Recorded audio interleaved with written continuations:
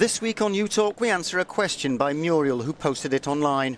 In the wake of the Paris attacks, the creation of a European PNR is back on the record. So what's at stake? Will it help in the fight against terrorism in Europe? PNR stands for Passenger Name Record, which is simply a way of collecting the names of all passengers, as already happens with air travel in some countries. The much debated creation of such a European-wide system has been on the agenda for many years now. The opposition to pan-European PNR comes mainly from European Parliament members, Liberals, Greens and radical left-wingers, who've been against it because they think it could undermine the protection of personal data and individual liberties. So what's at stake with PNR?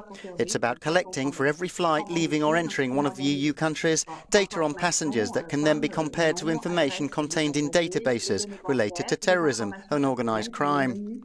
Such information could consist of names, addresses, bank details and other personal data, such as the kind of meals ordered by passengers on board.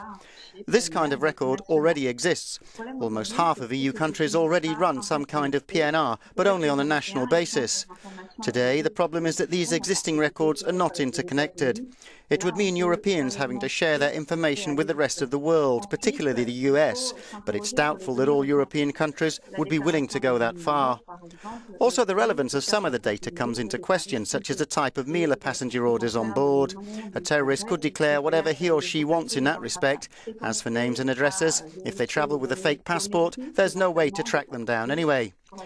Besides, are we really ready to check passengers' biometric data to strengthen our security measures? Again, that's seriously doubtful.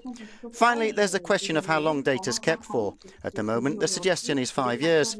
For opponents, that's too long. But as far as terrorism is concerned, it can take years before so-called sleeper cells become operational. So in that respect, 5 years looks too short. So in the end, an EU-wide PNR system would obviously support intelligence services, but it's not a miracle solution. If